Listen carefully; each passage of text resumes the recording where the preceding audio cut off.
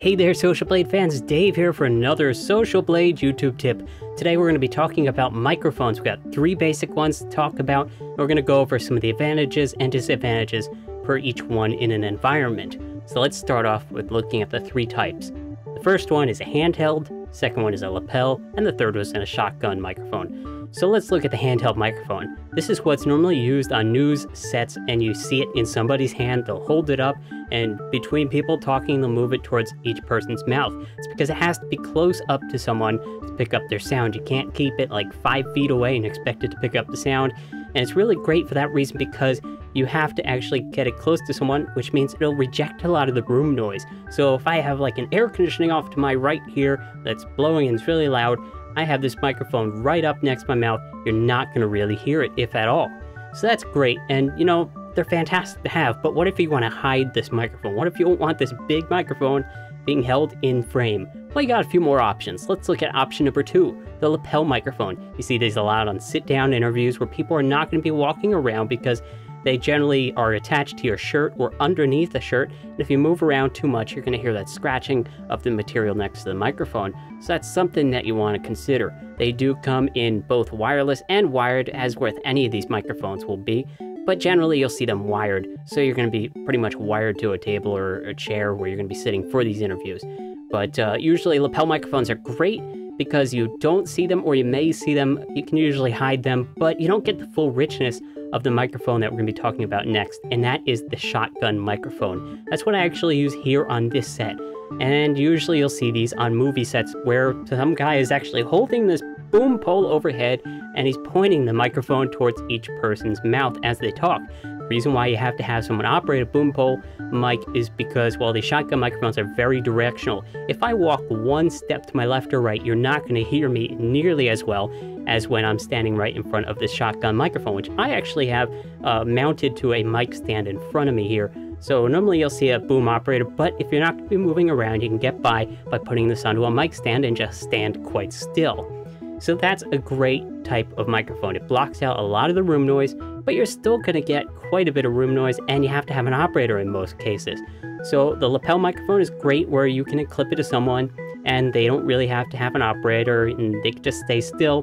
Or the handheld microphone, once again, you can just hold it in frame and you get a nice clean audio signal from that as well.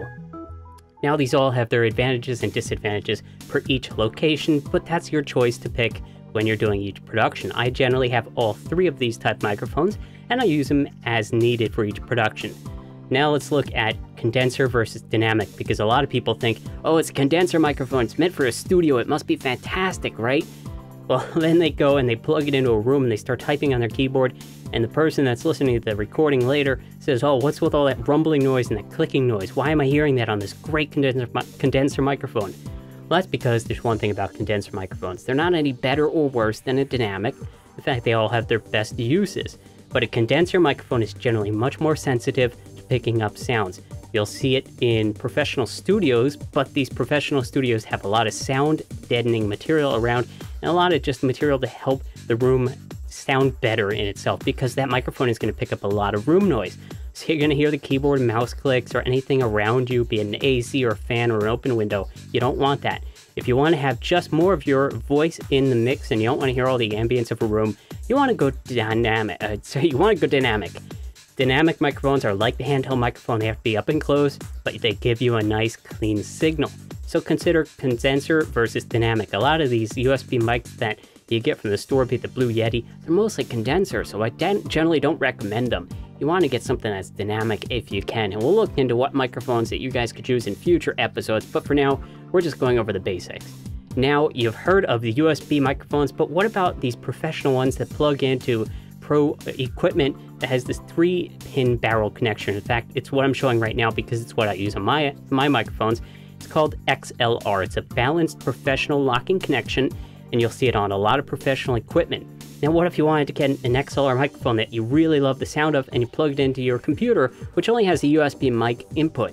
Well, these USB connections are actually able to be transferred to XLR. You get what's known as an audio interface. I'm holding up here the Heil PR, no, it's not even it's the USB Q, which goes from an XLR that you can plug into a microphone or run between a cable. and then you plug the other end into a USB socket, and it works great. In fact, they have a little bit of EQ controls and a microphone port on it, or sorry, a headphone port, so you can actually monitor the sound, which is something you definitely want to do when you're recording audio. That way you know what you're recording, so you don't have to go fix it later. Now, the last thing I want to go over real fast is the pickup patterns for these microphones. You'll see multiple different pickup patterns for things like the Blue Yeti or the Yeti Pro, where it allows you to choose between omnidirectional cardioid, hypercardioid, bidirectional, maybe stereo. Let's look at omnidirectional. This picks up the room noise equally from around the capsules in the microphone. So it's going to be top, bottom, left, and right, front and back are going to pick up equally. Now, what if you wanted to actually sort of filter out the room noise from left and right, or maybe top and bottom, and just want to sort of focus the microphone at your mouth? Well, that's where cardioid microphone is going to work, and most of your handheld microphones, or sometimes your shotgun microphones, are going to be this type of pickup pattern. The next one is hypercardioid. Most of your shotgun microphones are hypercardioid because they pick up just what's in front of them. If I walk a little bit left or right here, you're not going to hear me because that's a tight pickup pattern. It's great for rejecting room noise though, so think about that as well.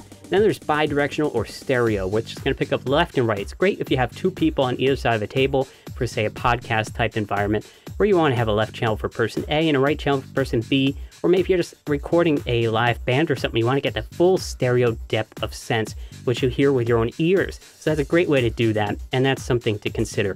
So here are the three microphones, the USB, the XLR condenser versus dynamic, and all the pickup patterns that we've went over, guys. If you have any questions, leave them in the comments below. If you like this video, give me a thumbs up. And if you haven't done so already, come back and check a new episode. You can subscribe to this channel so you're sure not to miss the next episode. We may not do these every week, but we're going to try to do them every week. So we're calling it the Social Blade YouTube Tips. Just not of the week anymore. So guys, if you haven't already, also head over to Social Blade to check your stats, but also check out the forums, the chat room, everything that can be read there. The blog is always up to date with great information and stories. Find our Facebook page, Twitter, all the social media websites that you can find us at socialblade.com. I'm Dave, and this has been another Social Blade YouTube Tip. I'll see you next time.